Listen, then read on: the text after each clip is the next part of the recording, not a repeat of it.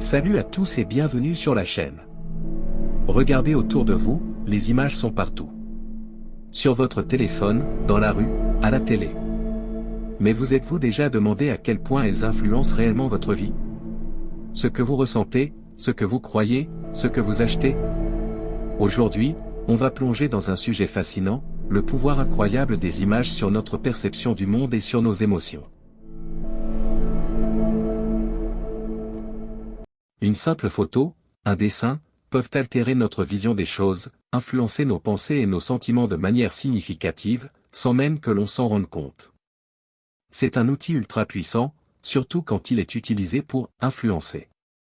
Commençons par le plus évident, certaines images sont chargées d'émotions dès le départ. C'est leur contenu intrinsèque. Prenez cette image, automatiquement, vous ressentez de la paix, de la détente, non? Maintenant, celle-ci, c'est plutôt la mélancolie ou la gravité qui vient. Le sujet, la composition, les symboles, tout est là pour déclencher une réaction émotionnelle directe. On ne réfléchit même pas, on ressent. Mais ce n'est pas tout.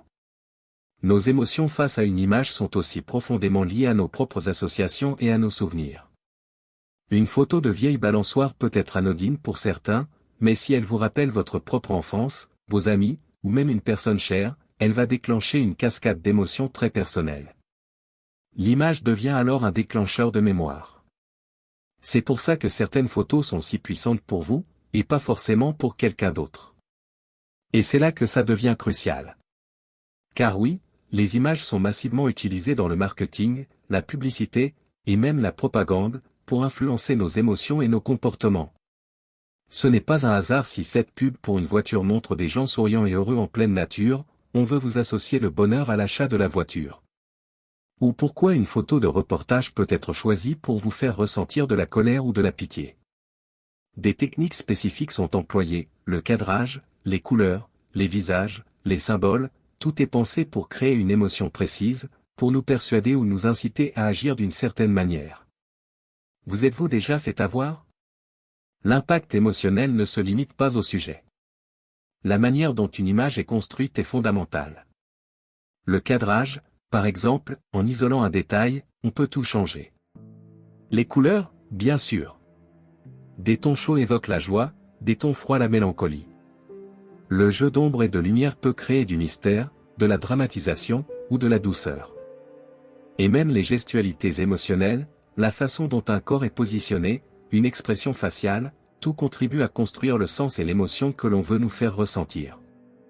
En résumé, la relation entre les images et nos émotions est incroyablement complexe et multiforme. Le contenu de l'image, nos souvenirs personnels, les techniques de manipulation visuelle, et les éléments expressifs comme le cadrage ou la couleur, tout contribue à façonner notre réponse émotionnelle. Alors, la prochaine fois que vous verrez une image, demandez-vous, qu'est-ce que je ressens? Et pourquoi? Comprendre ce lien est crucial pour analyser de manière critique l'impact des images dans notre société, que ce soit dans les médias, la publicité ou les arts. Si vous voulez savoir comment déchiffrer ces messages cachés, comment ne plus vous laisser manipuler et être un spectateur averti.